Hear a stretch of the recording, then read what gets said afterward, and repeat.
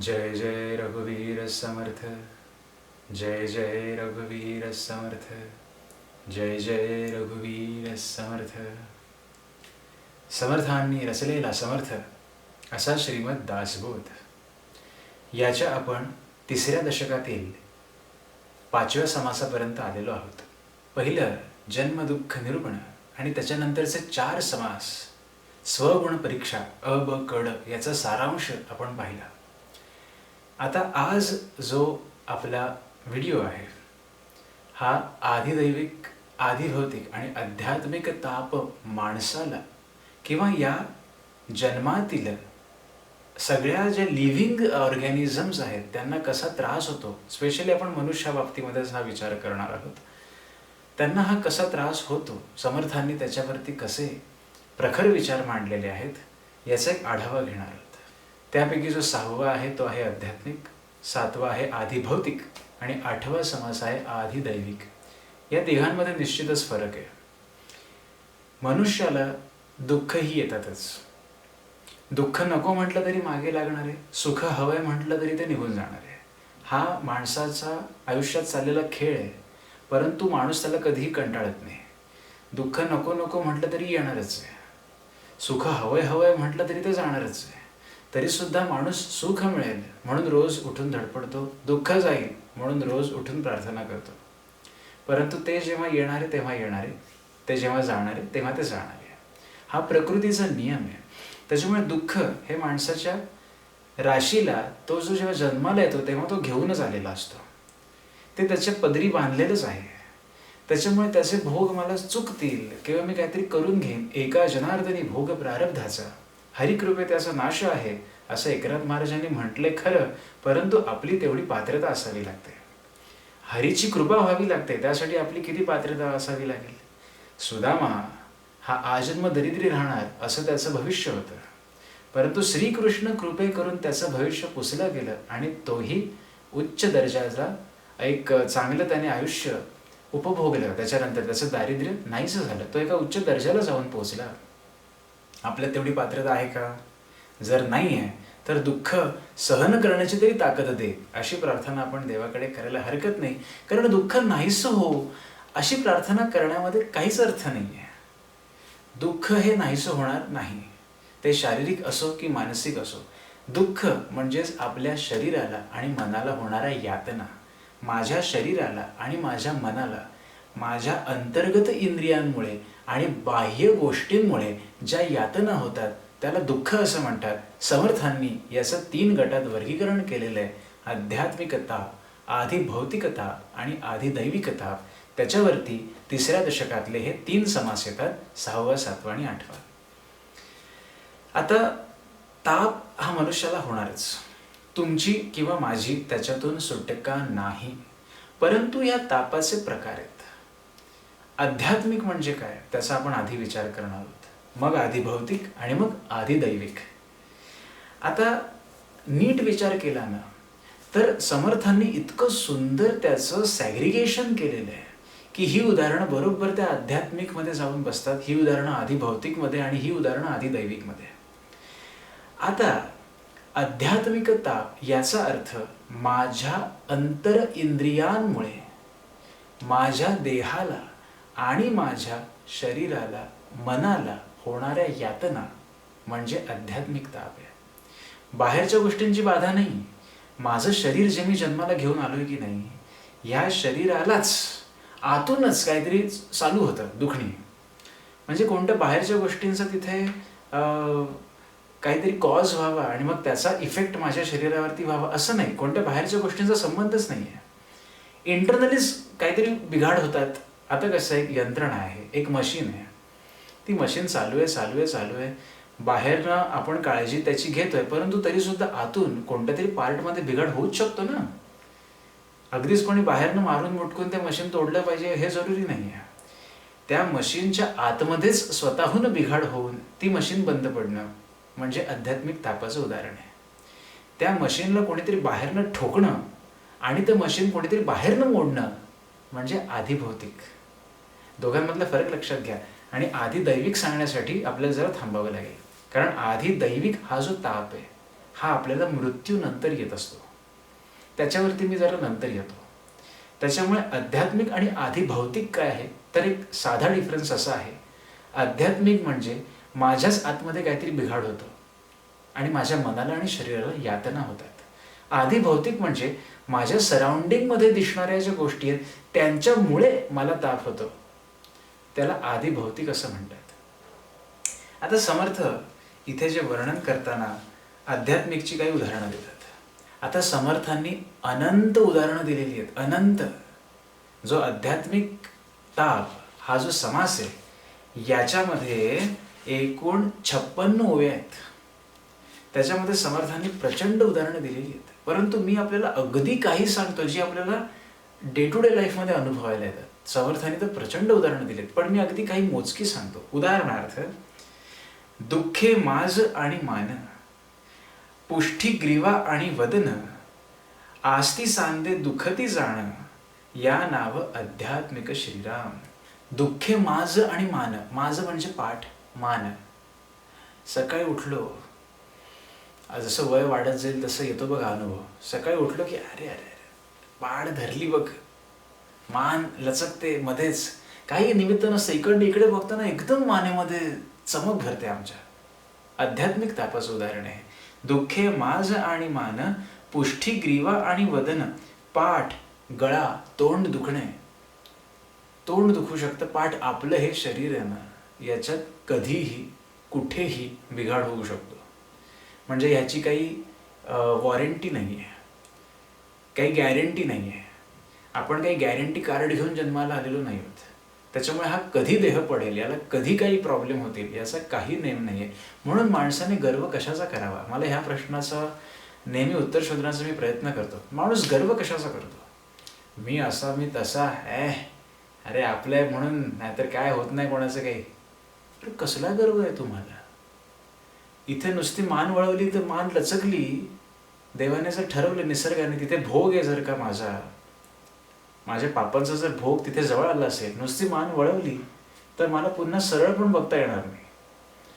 असं क्षणात काहीतरी होऊ शकतं की मान लचकूनच गेली. मग मला गर्व कशाचा आहे, जर क्षणात अस्त्याचं नसतं, करण्याचा जर अधिकार निसर्गाकडे आहे, तर एक मनुष्य गर्व कशाचा करतो. समर्थ सांगतात, दुःखे माज आणि मान, पुष्टी ग्रीवा आणि वदन, आस्ती सांदे दुखती जाणं. सांदे दुखणं, आज काय गुडघाच दुखतोय, गुडघे काही काहींचे वाजतात, म्हणजे हळूहळू कालापरत्वे, जसं वंगण कमी पडलं की त्या इंजिनमधनं आवाज यायला लागतो, तसं आपल्या जॉईंट्स, ज्या हाडांचे जे जॉईंट्स आहेत तिकडे हळूहळू कालापरत्वे त्याचा जो सॉफ्टनेस आहे, त्याचे फायबर आहे, ते हळूहळू जायला लागतं आणि मग आपली हाडं वाजायला लागतात. अशी साधी साधी दुखणी, ही आध्यात्मिक तापाची उदाहरण आहेत. समर्थ पुढे एक उदाहरण देताना म्हणतात, जळसोस आणि हिवारे, गिरीविरी आणि अंधारे, ज्वर पाचाव आणि शारे, या नाव आध्यात्मिक. आपल्याला डे टू डे लाईफमध्ये येणाऱ्या ह्या गोष्टी आहेत. अंधारी येते मध्येच आपल्याला काहीतरी पकडून उभं राहायला लागतं. वयाचं बंधन नाही आहे ह्याला. मला लहानपणी सुद्धा अंधारी यायची, म्हणजे अगदी खूप धावाधाव केली की एकदम असं गरगरल्यासारखं होईल, अंधारी येईल. कोणी बाहेरनं ताप देत आहे का मला, नाही, माझ्या शरीराच्या आतून ते उद्भवत आहे. कोरड पडणे, ताप येणे, गरगरणे, ही सगळी लक्षणं समर्थांनी दिलेली आहेत. ही शरीराच्या आतून येत आहेत ना, म्हणजे कोणीतरी बाहेरून येऊन मला त्रास दिले असं तर मुळीच झालेलं नाही आहे. याला आध्यात्मिक ताप असं म्हणतात. आणि अगदी साधी साधी उदाहरणं. आता बघा, पोट फुगी आणि तडस, भरला हिर लागला घास, फोडी लागता कासाविस, या नाव आध्यात्मिक श्रीराम. पोट फुगी आणि तडस, तडस येते बघा, अगदी खा खातो माणूस, नुसतं खा अजीर्ण. पोटावरती ना तर माणसाचा कंट्रोलच नसतो. ज्याचा पोटावर कंट्रोल आहे ना त्याने अर्ध आयुष्य जिंकलंय रोगांच्या बाबतीमध्ये. कारण वासना, हे खाऊ ते खाऊ, चमचमीत दिसायला लागतं, आपल्याला कंट्रोल होत नाही. आज काय डाएट कधी चालू केलं, परवा चालू केलंय, गरम गरम समोसे आणलेत, खातो काय. डाएट राहिलं बाजूला. जोपर्यंत आपल्याला जिभेचे चोचले पुरवण्याची सवय जात नाही तोपर्यंत आध्यात्मिक त्रासाची व्याप्ती वाढत असते. ॲसिडिटीज काय होते, मग पोटामुळे माणसाचं अर्ध आयुष्य रोगामध्ये जातं. तुमचा जितका कंट्रोल, वय वाढत आहे, तरुणपणामध्ये खा ना वाटेल तेवढं, कारण तेव्हा शरीर यंग असतं. मशीन कसं नवीन आणल्या ताकदवान असतं. काही कालापरत्वे ते मेंटेनन्स जास्त द्यायला लागतं, चार्जेस जास्त द्यायला लागतात. त्याप्रमाणे वय वाढायला लागेल तसं माणसाने जरा शांत व्हावं. हेच आध्यात्मिक ताप कमी करण्याचा एक सोपा उपाय आहे. मन शरीर यांना जितकं कमी देऊ, मन आणि शरीर यांना खायला जितकं कमी देऊ तितकं ते शांत राहतात. मनामध्ये विचार देतोय देतोय देतोय, याचं काय झालं, त्याचं काय झालं, ती काय बोलली, हा काय बोलला, हा मला असंच विचारलं नाही, त्याने तसंच केलं नाही, कशाने. शांती. मन आणि शरीर याला तुम्ही जितकं कमी खायला द्याल तितकं आध्यात्मिक तापाचा कदाचित प्रभाव थोडा कमी होऊ शकतो. मग मध्येच खाता खाता घास लागतो, ठसका लागते, उचकी लागते, काहीही होतं, घास अडकतो. ही आध्यात्मिक तापाची उदाहरणं आहेत. समर्थ पुढे म्हणतात, आता समर्थ याच्यावरून थोडेसे आता मनावरती येतात. संतापी अनुतापी मत्सरी, आतमधले दुर्गुण आहेत ना. जसे शरीराला आतून काही ना काहीतरी होत असतं, तसं मन पण त्रिगुणांपैकी एक गुण, प्रधान गुण जन्माला घेऊन आलेलं आहे. संतापी, कोणी संतापी असतं, नाकावरच राग असतो. जरा सरक म्हटलं की कपाळाला आठ्या येतात लगेच. काय सरक, काय माझी जागा आहे, वैतागतो माणूस. संतापी अनुतापी मत्सरी, कामिक हेवा, तिरस्कारी, पापी, अवगुणी, विकारी, या नावी आध्यात्मिक श्रीराम. काही काहींना पापच करावं असं वाटतं. त्यांना वाटतच नाही की आपण चांगलं काम करावं. एखादा वर चाललेला आहे, खेच त्याचे पाय आणि कसा खाली पडतोय आणि मला मग हसायला येते, आनंद वाटतो त्याचं वाईट झालेलं बघून. हे जे आतमधले दुर्गुण आहेत. मग आपल्याला तो वरतीच चाललाय, हा रे हा आपल्या पुढे निघाला. मग आपल्या आतमध्ये मत्सर, असूया, कपट याच्यामुळे जो आपला त्रागा होतो, अशी आग धगधगत राहते मनामध्ये. या नावं आध्यात्मिक. समर्थ म्हणतात, बरं याच्यावर उपाय आहेत की.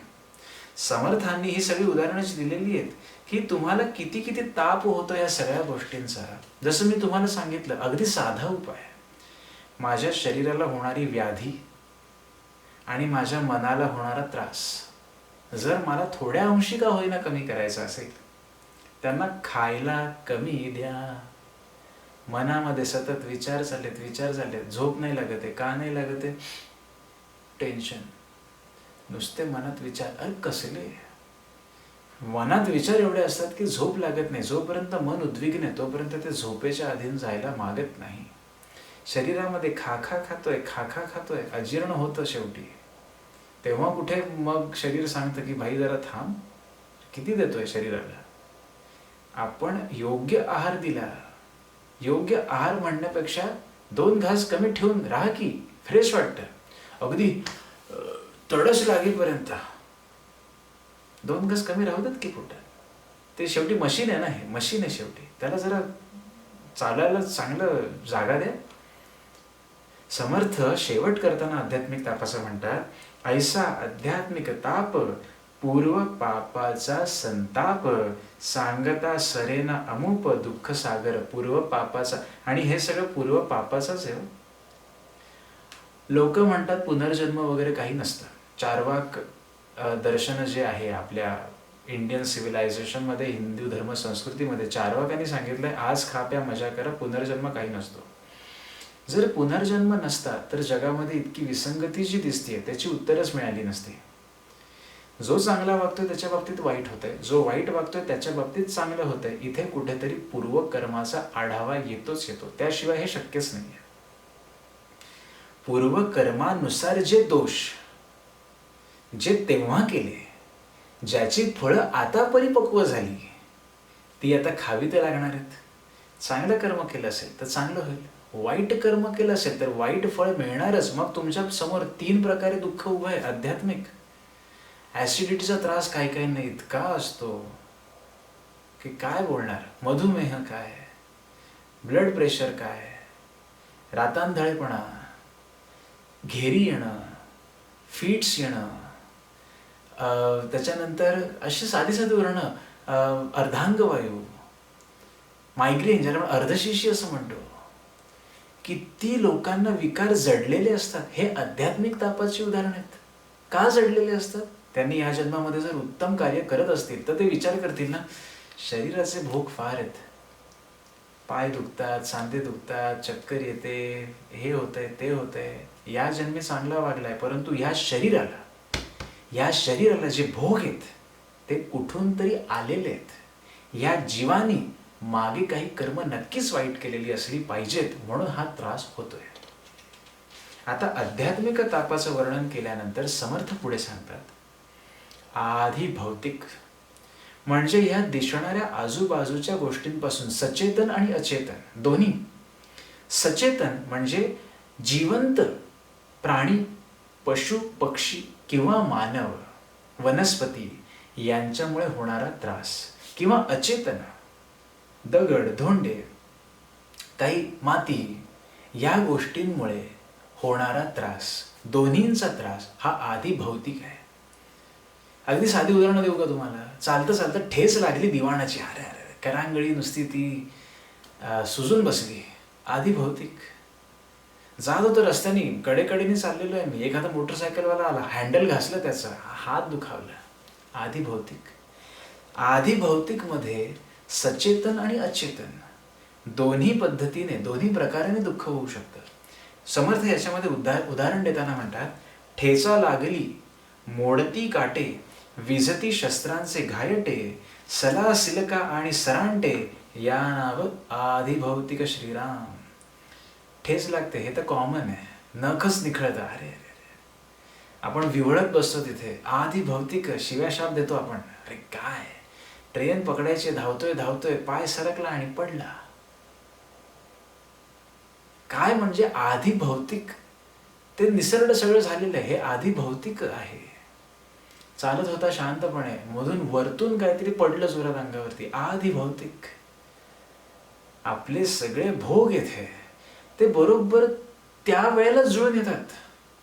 म्हणजे अगदी काही म्हणतात, अगदी पुढे गेलो आणि वरतून काहीतरी माझ्या अगदी असं समोर पडलं, वाचलो, म्हणजे तुमचं काहीतरी पूर्वपुण्य निश्चित तिथे चांगलं नाही तर ते डोक्यातच बसणार होतं. आधी भौतिक. समर्थ म्हणतात, ठेच लागणे, काटा लागणे, काहीतरी अंगामध्ये घुसणे, शस्त्रांचे घाव होणे, किचनमध्ये तर अनुभव हमखास आहे. कांदा कापताना, हे कापताना, ते कापताना कचकन बोट कापलं जातं, आधी भौतिक. हे सगळे आधी भौतिक तापाची उदाहरण आहे. आणि ते जेव्हा लागायचं असतं तेव्हा लागतंच. तुम्ही कितीही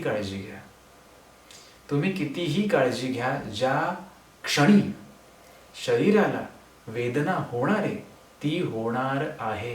म्हणून परमेश्वराकडे मागताना दुःख नाहीसं कर हे मागणं चुकीचं आहे, कारण ते नाहीसं होणार नाहीये. कारण देव म्हणतो, मी तुला दिलेलं नाहीये, तुझ्या कर्माचं फळ तुला भोगणे प्राप्त आहे. ते परमेश्वरालाही सुटलं नाहीये जेव्हा त्याने मनुष्य जन्म घेतलाय. याची काही उदाहरणं मी दिलेली आहेत.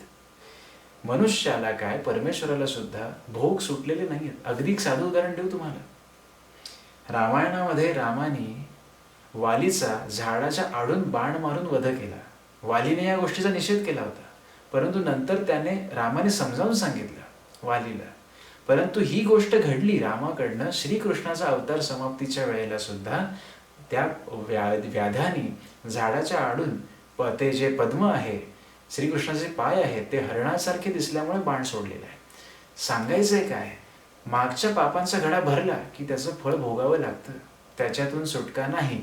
परमेश्वराकडे एक विनंती करू शकतो, माझं मन आणि शरीर जितकं शांत ठेवता येईल तितका मी प्रयत्न करेन, या दुःखाला सोसण्याची शक्ती मला दे. हे मागणं योग्य आहे.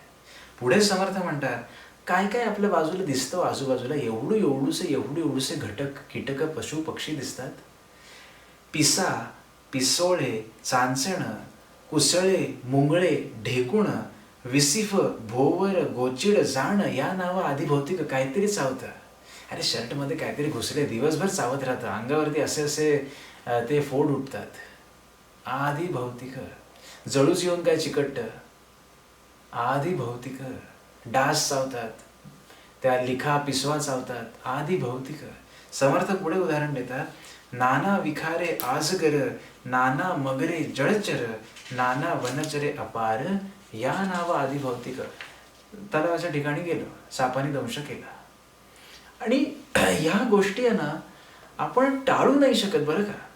म्हणजे आपल्याला कोणीतरी सांगितलेलं असतं इकडे जाऊ नको, तरी आपलं मन होतं तिथे जाण्याचं, कारण तशी वेळ आलेली असते. आपलं पूर्वपुण्य अत्यंत थोर असेल तर आपण त्या गंडांतरापासून सुटतो. अन्यथा आधी भौतिकमध्ये निसर्गाने इतकं काही तयार करून ठेवलेलं आहे की आपण सेफ आहोत का मला सांगा. आता मी जिथे बसलोय, मी असं ठणकावून सांगू शकतो मला काय होणार नाही, मी घरामध्ये बसलोय. का? भूकंप झाला, पडलं तर? कधीही या शरीराला आधी भौतिक कधीही कुठेही कसाही ताप होऊ शकतो, त्याला काही सीमा नाही. आधी भौतिकाचं वर्णन करताना पुढे म्हणतात, किती आपल्या आजूबाजूला उदाहरणं दिसतात. अश्व, ऋषभ आणि खर, श्वान, शुकर, जंबूक, मार्जर, ऐसी बहुविध क्रूर या नावं आधी भौतिक. गावा साईडला गेल्यानंतर बैलानेच काय ढुशी मारली, म्हैस ढकलून गेली, किंवा शहराच्या भागामध्ये मांजर आणि कुत्रे, कुत्राच येऊन चावलं, मांजरीने नखं मारली. या वेदना माझ्या शरीराला होतात. या वेदना का होतात? आधी भौतिक ते लिहून ठेवलंय. माझ्या या शरीराला एकतर आतून किंवा बाहेरून इजा होणार आहे. आज कोणीही असं जन्मलेलं नाही ज्याच्या अंगावरती लहानपणी लागलेला एखादा व्रण नाही. कोणी नाही.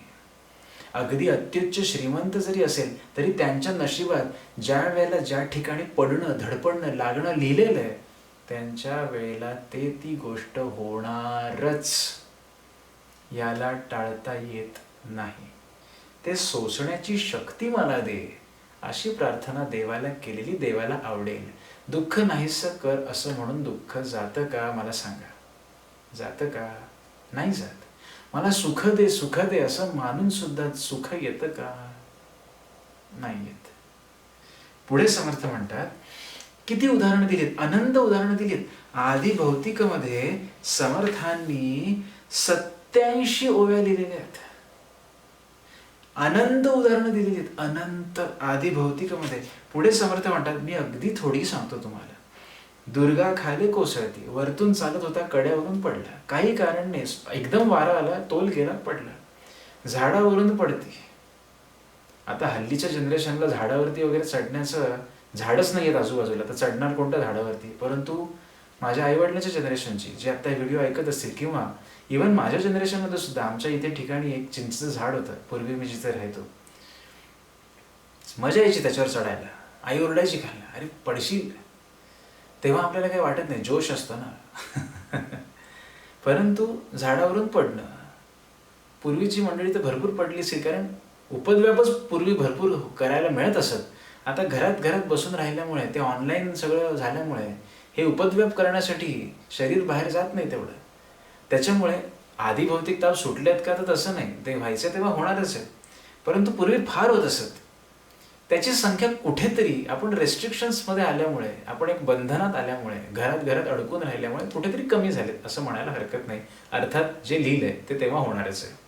आता अनंत प्रकारच्या आधी भौतिक उदाहरणं देताना समर्थांनी एके ठिकाणी 57वी ओवी लिहिली. 57वी ओवी अशी लिहिली आहे, नाना ग्रहे काळवार, काळतिथी घात चंद्र, काळ वेळ घात नक्षत्र, या नाव आधी भौतिक. म्हणजे फक्त पृथ्वी तलावरीलच जीवजंतू मला त्रास देतील असं नसून, समर्थांनी इथे स्पष्टपणे सांगितलंय, या सूर्यमालेत फिरणारे ग्रह, नक्षत्र, चंद्र, त्याच्या कला, या गोष्टींचा सुद्धा जीवाच्या शरीरावरती परिणाम होतो.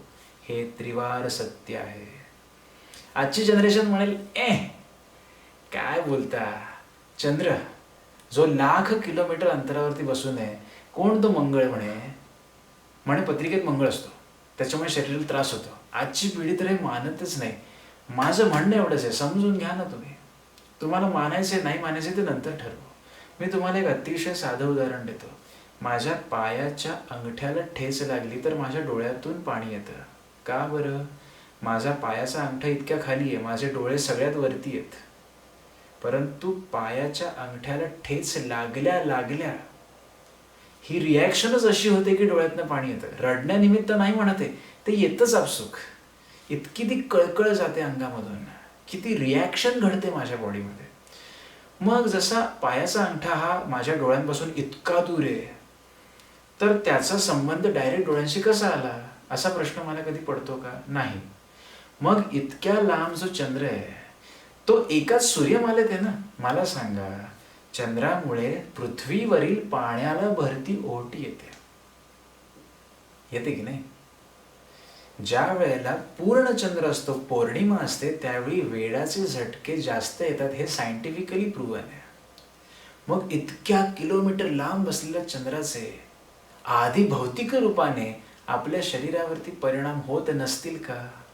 मग जर चंद्राचे परिणाम होतात, ती जी गुरुत्वाकर्षण शक्ती आहे, अनंत प्रकारची शक्ती या सूर्यमालेमध्ये जी सामावलेली आहे, सूर्य इतके लाख किलोमीटर आहे, परंतु उगवल्या सूर्यकिरण पृथ्वीवर येतात, त्याच्यावरून शेती केली जाते, वनस्पती उगवते, पूर्ण पृथ्वीचं जीवन सूर्यामुळे चाललंय. आता तुम्ही असं म्हणाल का, सूर्याचा काय परिणाम आहे पृथ्वीवरती? इतक्या लांब येतो, सूर्यामुळेच तर जग चाललंय. मग तो इतक्या लांब आहे तरी मानता की नाही? मग मंगळाचा आपल्यावर परिणाम होत नसेल असं का म्हणतात? आधी भौतिक, हे सगळं आधी भौतिक आहे. त्याच्यामुळे आध्यात्मिक आणि आधी भौतिक काय ते तुम्हाला कळलं. आता समर्थ पुढे जाऊन असं म्हणतात की आता आध्यात्मिक आधी भौतिक हे शरीर असताना भोग भोगले, परंतु काही काही कर्मांची फळ ही अपरिपक्वच राहून जातात त्या जन्मामध्ये.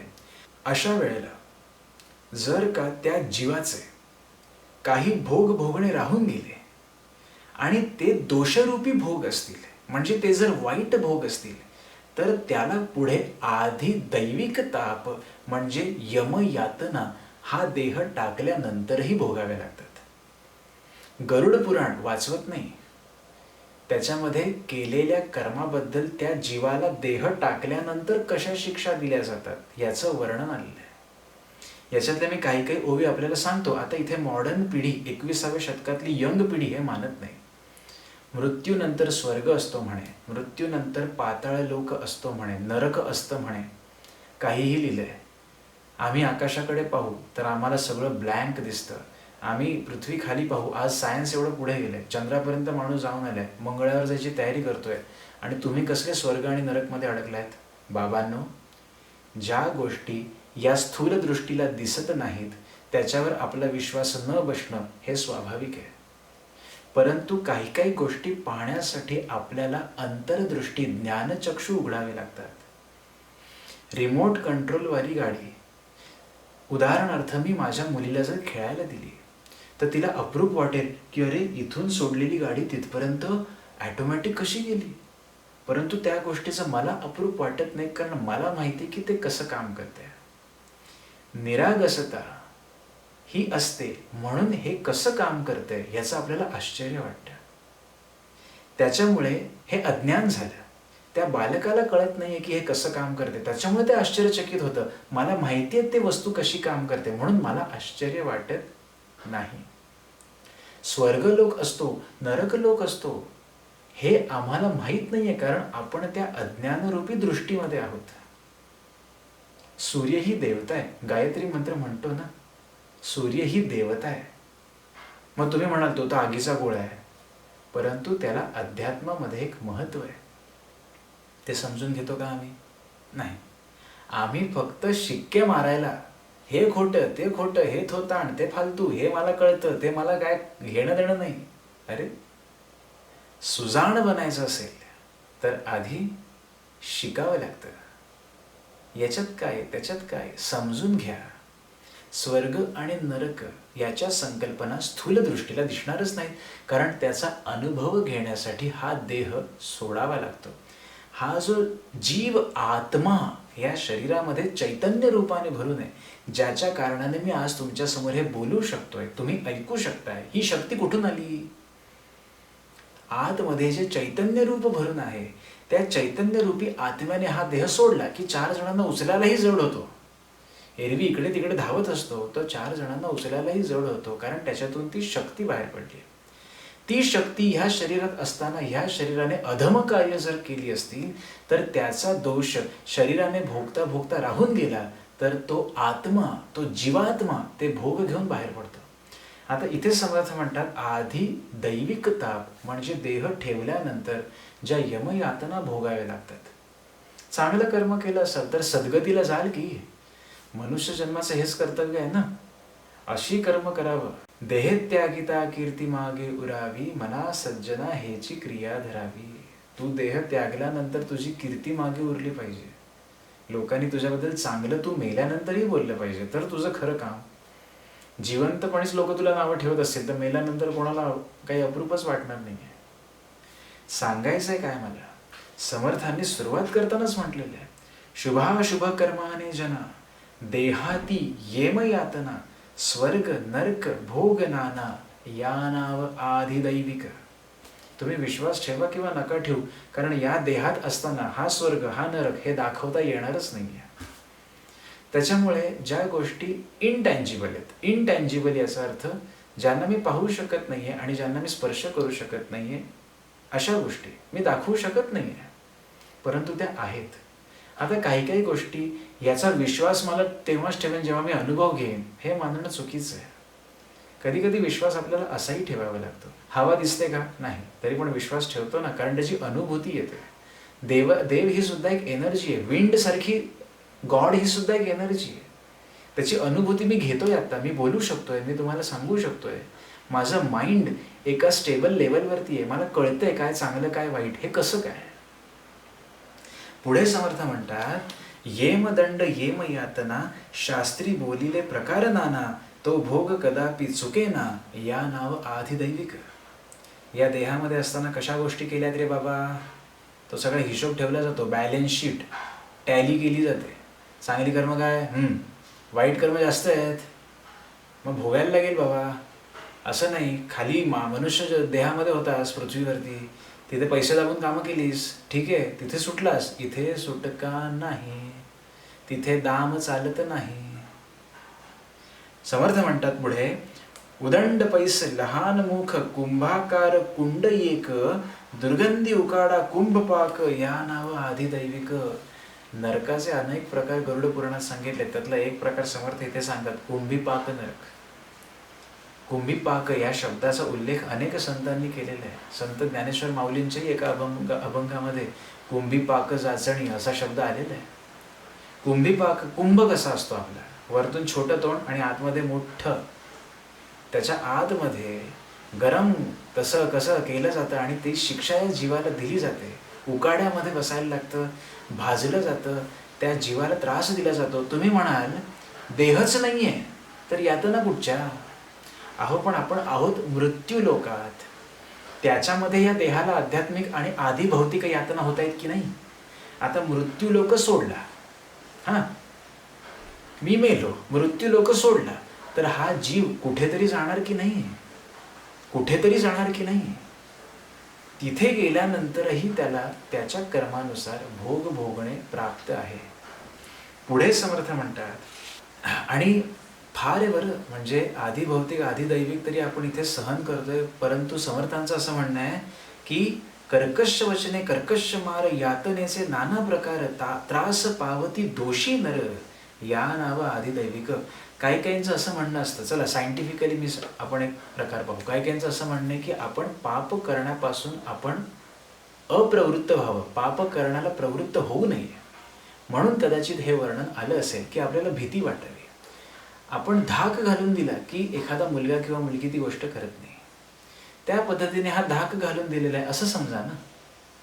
माणसाला धाक असेल तर तो चांगला वागतो, त्याच्यामुळे हा धाक आहे असं समजा. आधिदैविक ताप म्हणजे समर्थ म्हणतात, मागा बोलीला राजदंड, त्याहून येमदंड उदंड. राजदंड म्हणजे राजा एखादी आज्ञा करतो की याला ही शिक्षा करा, त्याच्यापेक्षा त्रासदायक म्हणजे यमदंड आहे.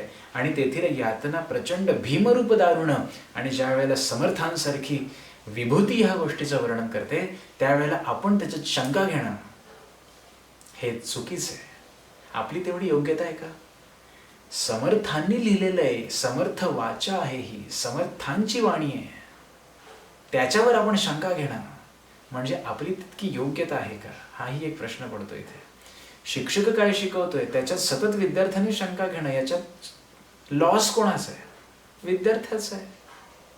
समर्थ म्हणतात, आध्यात्मिक आदिभौतिक त्याहुनी विशेष आधिदैविक अल्पसंख्येते काही एक कळावया बोलिले.